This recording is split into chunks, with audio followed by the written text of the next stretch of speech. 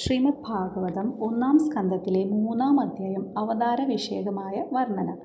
അവതാര രഹസ്യം എന്ന പേരിലാണ് അറിയപ്പെടുന്നത്. ഭഗവാൻ വിഷ്ണുവിൻ്റെ വിവിധ അവതാരങ്ങളെക്കുറിച്ചുള്ള വിവരണമാണ് ഈ അധ്യായത്തിൽ കൊടുത്തിരിക്കുന്നത്. പുരുഷാവതാരങ്ങൾ: സ്രഷ്ടാവായ വിരാട് പുരുഷൻ, കാരണോദകശായി വിഷ്ണു, ഗർഭോദകശായി വിഷ്ണു, ക്ഷീരോദകശായി വിഷ്ണു എന്നീ 3 പുരുഷാവതാരങ്ങളെക്കുറിച്ച് ഇവിടെ വർണ്ണിക്കുന്നു.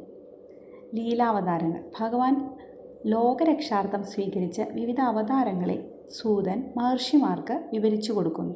ഇതിൽ 24 അവതാരങ്ങളെയാണ് പ്രധാനമായും എടുത്തു പറയുന്നത്. ഈ അധ്യായത്തിൻ്റെ അവസാനം വളരെ പ്രസിദ്ധമായ ഒരു ശ്ലോകമുണ്ട്. അതിൽ പറയുന്നത്, അവതാരങ്ങളെല്ലാം ഭഗവാന്റെ അംശങ്ങളോ കലകളോ ആണ്, എന്നാൽ ശ്രീകൃഷ്ണൻ സാക്ഷാൽ ഭഗവാൻ തന്നെയാണ് എന്ന് ഇതിലൂടെ വ്യക്തമാക്കുന്നത്.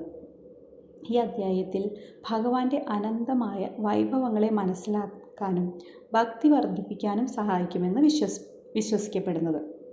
ഈ ശ്രീമദ് ഭാഗവതം 1-ാം സ്കന്ധം 3-ാം അധ്യായത്തിലെ 28-ാമത്തെ ശ്ലോകത്തിലാണ് ഭഗവാൻ കൃഷ്ണൻ മറ്റ് അവതാരങ്ങളിൽ നിന്ന് എങ്ങനെ വ്യത്യസ്തനാണെന്നും എന്തുകൊണ്ട് അദ്ദേഹം സാക്ഷാൽ ഭഗവാനാണെന്നും ഇതിലൂടെ വ്യാസദേവൻ വ്യക്തമാക്കുന്നത്.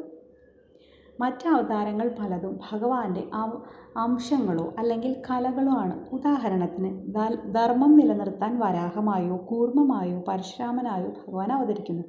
എന്നാൽ കൃഷ്ണൻ അംശമല്ല, മറിച്ച് എല്ലാ അവതാരങ്ങൾക്കും കാരണഭൂതനായ പൂർണ്ണ അവതാരമാണ്. സമുദ്രത്തിൽ നിന്ന് അസംഖ്യം തിരമാലകൾ ഉണ്ടാകുന്നത് പോലെ ഭഗവാനിൽ നിന്ന് ഉത്ഭവിക്കുന്ന അനന്തമായ അവതാരങ്ങളിൽ ഒന്നല്ല കൃഷ്ണൻ, മറിച്ച് അവതാരങ്ങൾ മുഴുവൻ വരുന്നത് കൃഷ്ണനിൽ നിന്നാണ്.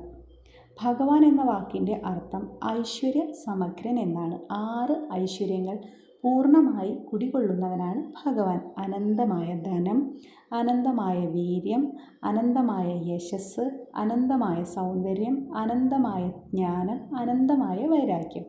ഈ 6 ഗുണങ്ങളും ഏറ്റവും ഉന്നതമായ തലത്തിൽ ഒരു കുറവും കൂടാതെ പ്രകടമാകുന്ന രൂപമാണ് കൃഷ്ണൻ.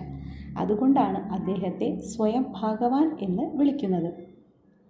കൃഷ്ണൻ്റെ ലീലകളിൽ അഗാധമായ മനുഷ്യത്വവും ദൈവികതയും ഒത്തുചേരുന്നു. ഗോപാലകനായി വേഷമിടുമ്പോഴും രാസലീലയിലും ഭഗവത്ഗീത ഉപദേശിക്കുമ്പോഴും ശത്രുക്കളെ സംഹരിക്കുമ്പോഴും അദ്ദേഹം കാണിക്കുന്ന വൈദഗ്ധ്യം മറ്റേതു അവതാരത്തെക്കാളും വിപുലമാണ്. ലൗകികമായ ബന്ധങ്ങളും ഈശ്വരഭാവവും ഒരേ സമയം കൃഷ്ണനിൽ ദർശിക്കാം.